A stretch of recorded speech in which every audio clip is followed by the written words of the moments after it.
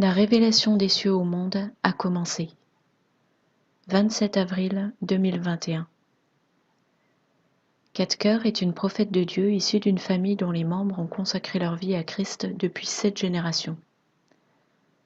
Depuis sa naissance, ses yeux spirituels sont complètement ouverts au monde spirituel, ce qui lui permet de voir en permanence l'activité angélique autour d'elle.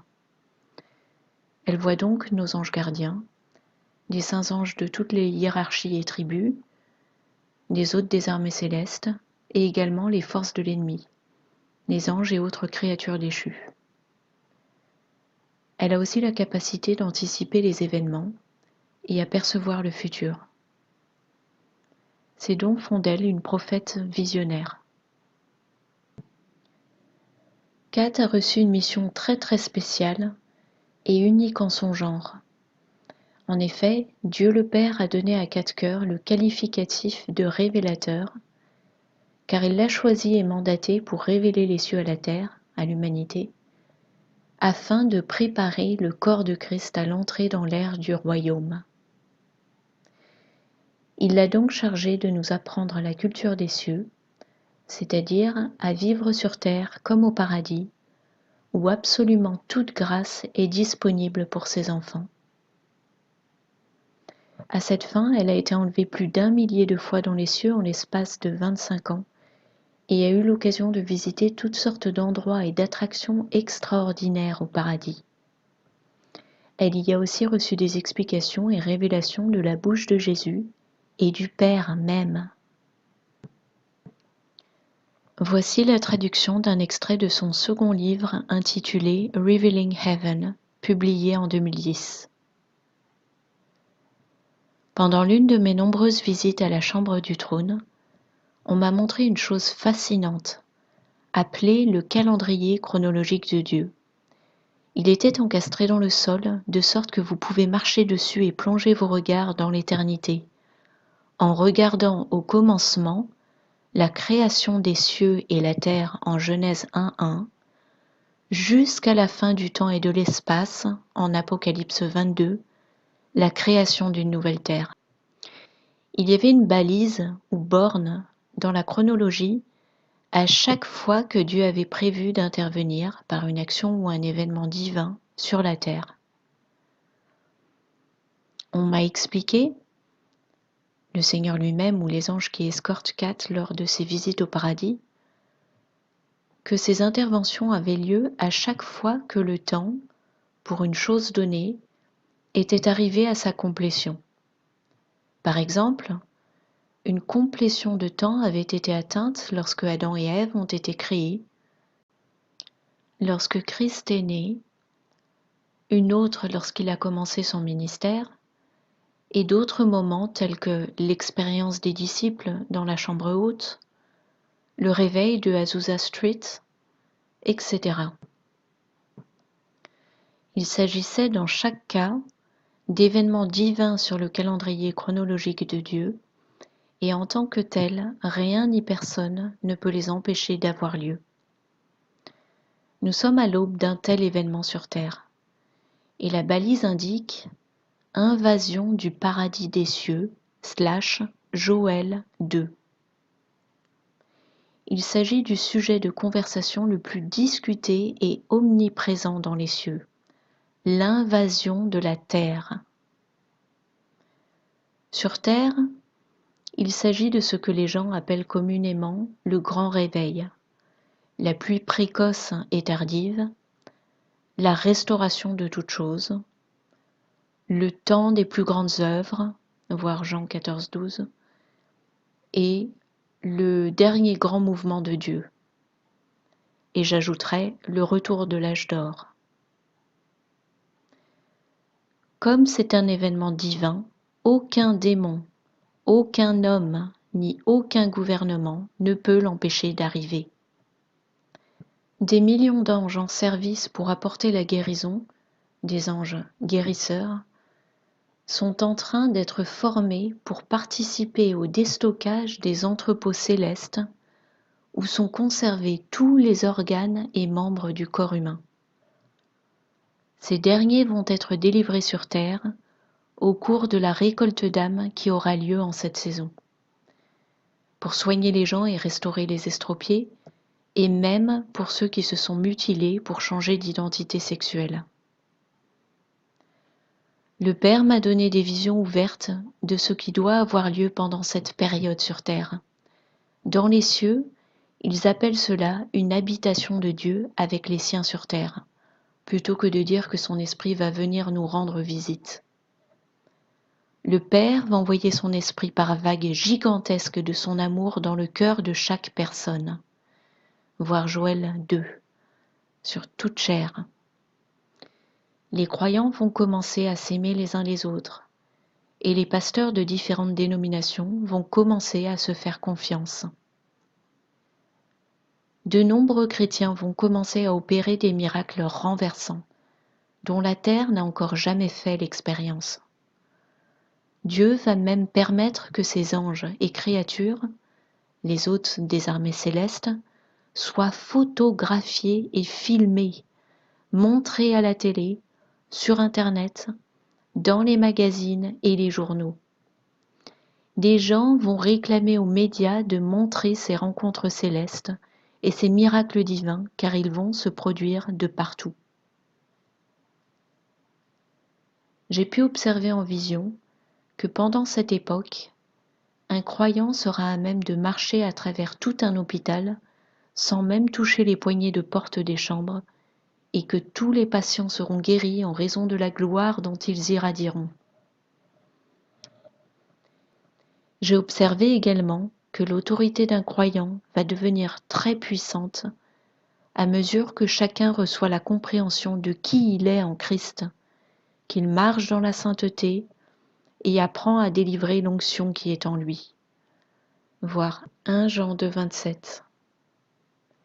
Impliquez-vous et prenez autorité sur Satan et ses démons. En vision des choses futures, j'ai été témoin de démons fuyant des villes tout entières, chassés comme de la poussière. La gloire habitera des régions de cette terre de façon si ostensible que j'ai pu voir dans le futur par l'esprit des gens charger leurs défunts dans leurs voitures et les conduire jusque dans les régions où habitera la gloire de Dieu. Et au moment où ils passaient la frontière de l'État, au moment où ils atteignaient la zone appartenant au royaume, leurs défunts revenaient à la vie. Car certains États auront choisi Dieu et son royaume, et d'autres l'auront rejeté et demeureront dans les ténèbres. La parole dit en Joël 2 que même les enfants prophétiseront en cette époque. Joël 2, 16. Assemblez le peuple, formez une sainte réunion. Assemblez les vieillards, assemblez les enfants, même les nourrissons au sein. Que l'époux sorte de sa demeure et l'épouse de sa chambre. Joël 2, 23. Et vous, enfants de Sion, soyez dans l'allégresse et réjouissez-vous en l'Éternel votre Dieu, car il vous donnera la pluie en son temps. Il vous enverra la pluie de la première et de l'arrière-saison, comme autrefois.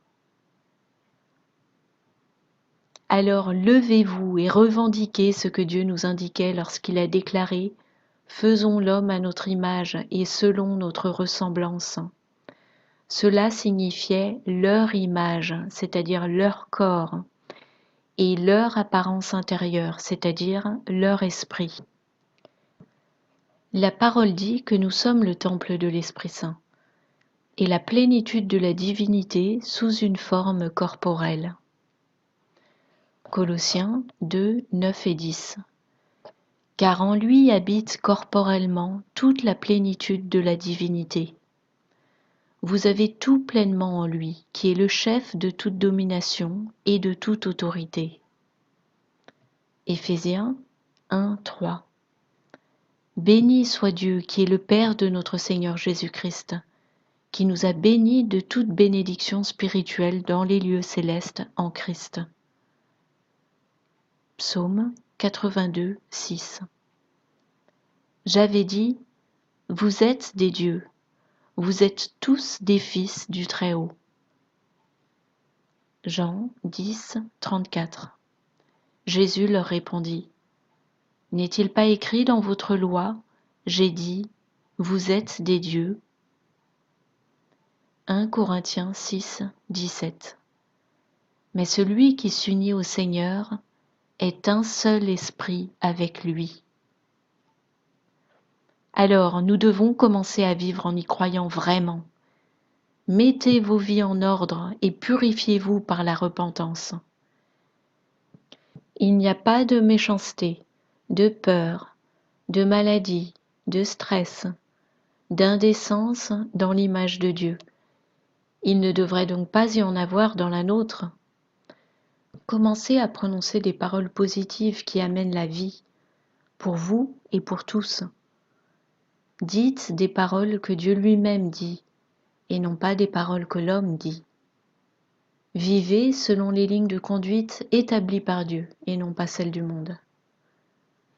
Vous ne devriez pas avoir de difficulté pour comprendre le sens de cela, puisque Jésus a dit de prier que la volonté de Dieu soit faite sur la terre comme au ciel, et non pas les façons de faire du monde. Savez-vous que votre ange gardien vient avec vous partout où vous allez, et qu'il ne vous abandonne pas, même si cela l'oblige à aller dans des lieux qui appartiennent à Satan, et que vous regardez des choses que vous ne devriez jamais regarder? Votre ange se couvre les yeux avec ses ailes jusqu'à ce que vous quittiez ces lieux. Le jour où vous irez au paradis, vous découvrirez toutes les fois où il vous a sauvé la vie, même lorsque vous vous rebelliez contre les choses de Dieu. Soyez saints comme il est saint si vous voulez faire de grandes choses sur la terre en cette heure. Il y a quelques années, le Père m'a fait l'une des plus grandes grâces qui soit. Il m'a lui-même enseigné à réclamer la grâce abondante. Vous savez, cette grâce pour vous secourir quand l'heure le réclame, et dont la parole dit qu'on la reçoit en venant devant le trône de grâce dans les cieux. Eh bien, le Père m'a enlevée et conduite là, un matin, et il m'a dit: Je vais faire quelque chose qui va bénir tout le monde dans ta vie. Je vais t'enseigner sur la grâce abondante. Chaque matin, tu te lèves, tu sors de ta chambre, et tout le monde te voit, t'entend. Tes pensées, ton attitude, tes opinions égoïstes. Alors, j'ai décidé d'avoir pitié d'eux, en t'apprenant quelque chose qui va te changer à partir de demain. Il s'agit de la grâce dont j'ai rempli mon fils alors qu'il n'était encore qu'un enfant. C'est l'une des choses qui l'a aidé à traverser tous les jours de sa vie. Alors, chaque matin avant de sortir du lit, si tu regardes vers les cieux et dis: Père, je réclame et reçois ta grâce pour ce jour. Amen. Tu vas télécharger des cieux du carburant pour cette journée. Nous sommes les seuls à savoir tout ce que tu vas rencontrer chaque jour. Cela ne signifie pas que tu ne seras plus confronté à des épreuves. Cela signifie que peu importe ce que ça peut être, cela ne pourra plus te toucher. Car tu seras alors rempli de la grâce abondante qui vient de moi pour cette journée. Cela va te permettre d'être victorieuse. Et tu peux enseigner à ta famille d'en faire autant. Ainsi, vous allez tous marcher et vivre en harmonie tous ensemble. Je l'offre gratuitement, mais vous devez en faire la demande. Quatre reprend. J'ai donc commencé à demander chaque matin, et je me suis sentie comme une nouvelle personne. Et même si je croisais dans la journée quelqu'un qui avait une mauvaise journée, cela ne me contaminait pas. Waouh! C'était difficile de croire que ma vie puisse être si différente simplement en invitant les cieux à me donner du carburant chaque jour. Et oui, ma famille a absolument constaté la différence en moi. J'ai enseigné ça à tous ceux qui vivent chez moi, et maintenant nous marchons tous dans la grâce, la paix et la joie. Fini les querelles. Il est facile de deviner si l'un d'entre nous n'a pas demandé. Le contraste est très apparent. Il a des attitudes inadéquates, déverse ses opinions et son ego.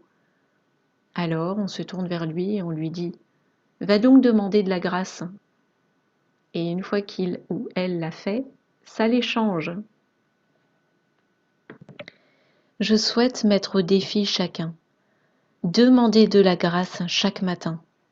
Et voyez si cela ne change pas la façon dont vous marchez dans la vie. Cela va amener la victoire. Vous n'avez pas parce que vous ne demandez pas. Jean 16, 23. Et en ce jour-là, vous ne me ferez pas de demande. En vérité, je vous dis que toutes les choses que vous demanderez au Père en mon nom, il vous les donnera. Nous n'évoluons pas dans une époque ordinaire et normale, mais dans une époque historique. Ce sont des jours épiques au sujet desquels le royaume de Dieu chantera des cantiques pour l'éternité. Toutes choses grandioses et prodigieuses vont être réalisées par le corps de Christ. Alléluia et Amen.